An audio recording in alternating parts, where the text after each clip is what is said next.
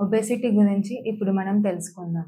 Physical activity లేకపోవడం గానీ, sweat ఎక్కువగా రావడం గానీ, అన్‌హెల్తీ ఫుడ్ తీసుకోవడం గానీ, ఇలాంటి కారణాల వల్ల ఒబేసిటీ వచ్చే ఛాన్స్ ఉంటుంది. ఆల్కహాల్ ఎక్కువగా తీసుకోవడం వల్ల కూడా ఒబేసిటీ అనేది ఎక్కువగా వస్తుంది.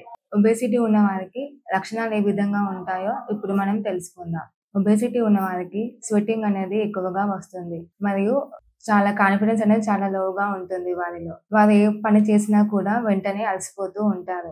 ఒబేసిటీ వారికి ఎక్కువగా జాయింట్ పెయిన్స్, మజిల్ పెయిన్స్ ఎక్కువగా ఉంటాయి. Complications of obesity. ఒబేసిటీ ఉన్నవారికి heart diseases, diabetes, hypertension, gall stones, fatty liver ఇలాంటి కాంప్లికేషన్స్ అన్ని ఒబేసిటీ ఉన్నవారికి వచ్చే ఛాన్స్ ఉంటుంది. ఇప్పుడు ఒబేసిటీ ఉన్నవారికి ఏ ఆహార నియమాలు పాటించాలో ఇప్పుడు మనం తెలుసుకుందాం. వీరు ఫైబర్ ఫుడ్స్ ఎక్కువగా తీసుకోవాలి. అనగా పండ్లు, ఆకుకూరలు, కూరగాయలు, చిరుధాన్యాలు ఎక్కువగా తీసుకోవాలి.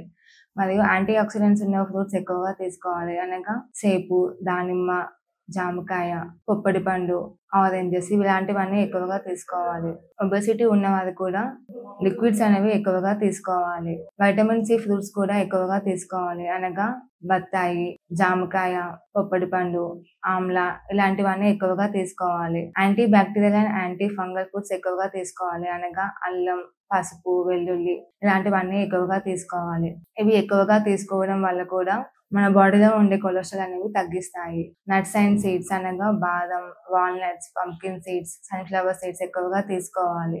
మెయిన్‌గా ఫైబర్ ఫుడ్స్ అనేవి చాలా ముఖ్యమైనవి.